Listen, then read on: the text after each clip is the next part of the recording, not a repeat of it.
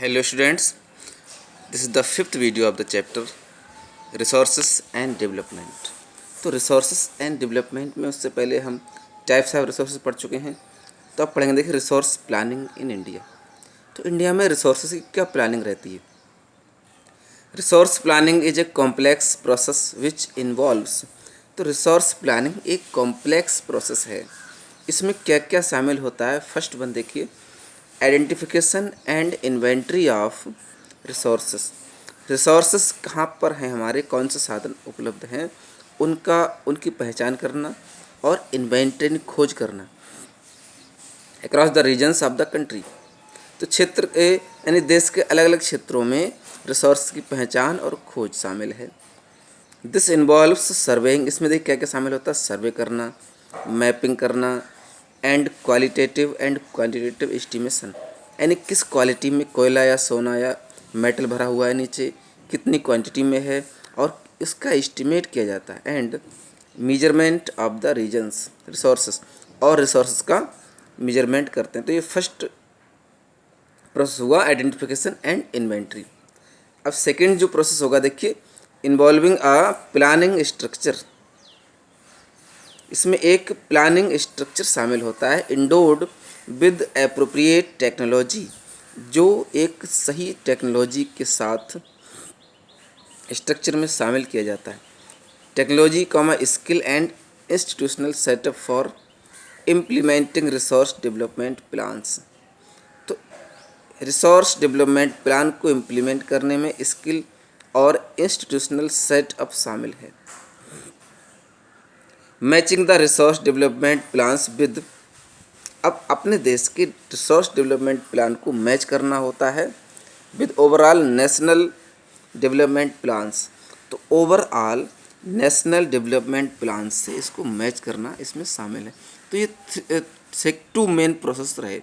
अब देखते हैं, India has made concerted efforts for achieving the goals of resource planning right from the first 5 year plan launched after independence.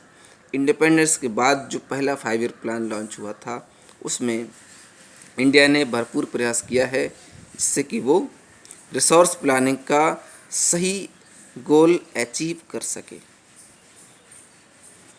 आगे बढ़ते हैं, देखिए the availability of resources is a necessary condition for the development of any reason.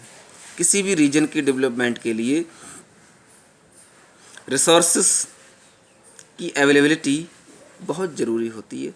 But mayor availability of resources in the absence of corresponding changes in technology में changes होना की वजह से mayor availability of resource in the absence of, तो क्या होता है, resources की अवेलेबिलिटी कम हो जाए और उस वजह से, किस वजह से कम हो जाती है, चेंजेस इन टेक्नोलॉजी चेंजेस होना एंड इंस्टीट्यूशंस में हैंडल डेवलपमेंट, और कुछ इंस्टीट्यूशंस डेवलपमेंट को रोक सकती हैं। There are many regions in our country, हमारे देश में बहुत से रीजन ऐसे हैं that are rich in resources में रिच तो हैं, but these are included in economically backward regions, ये सभी इकोनॉमिकली बैकवर्ड क्षेत्रों में इंक्लूडेड हैं, वहाँ पर प्रॉपर टेक्नोलॉजी और डेवलपमेंट नहीं है। ऑन द कंट्रेरी, इसके अगेंस्ट क्या है, देर आर सम रीजन्स, कुछ रीजन ऐसे भी हैं which have a poor resource, जहाँ पर रिसोर्स बहुत पुअर हैं, but they are economically developed, वो इकोनॉमिकली डेवलप्ड हैं। Can you name some resource rich but economically backward regions.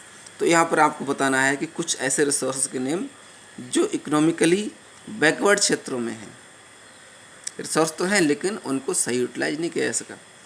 अब देखते हैं नेक्स्ट पॉइंट पर, the history of colonisation reveals that. Colonisation यानी कि ब्रिटिश गवर्नमेंट की हिस्ट्री इस बात को क्लियर करती है, rich resources in colonies were the main attractions for the foreign traders. Colonies में, कॉलोनीज यानी कि जहाँ पर अंग्रेजों की बस्तियाँ थीं, इंग्लिश शहर थे, वहाँ पर रिच रिसोर्सेस, उनके लिए रिच रिसोर्सेस जिस एरिया में थे वो क्या थे, देखिए main attraction for the foreign invaders. तो विदेशी इन्वेडर्स के लिए मेन अट्रैक्शंस रहे।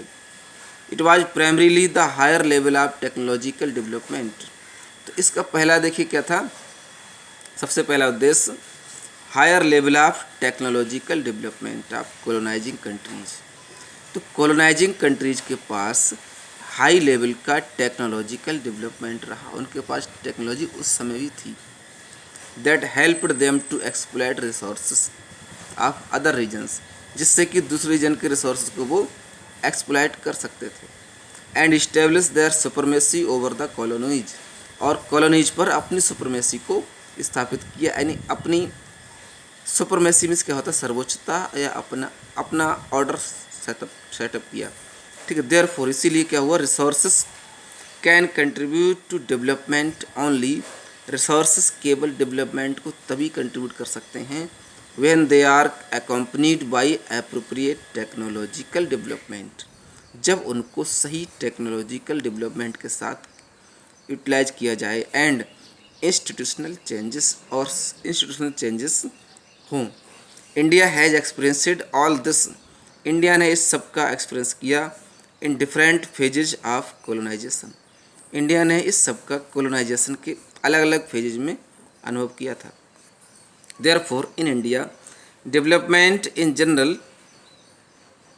Generally development and resource development in particular, और पार्टिकुलर रूप में resource development does not only involve the availability of resources, इसमें न केवल रिसोर्सेज की अवेलेबिलिटी शामिल है बट आल्सो द टेक्नोलॉजी लेकिन इसमें देखिए technology, quality of human resource की क्वालिटी भी ज़रूरी है, and the historical experience of the people, और लोगों का हिस्टोरिकल एक्सपीरियंस भी शामिल हैं।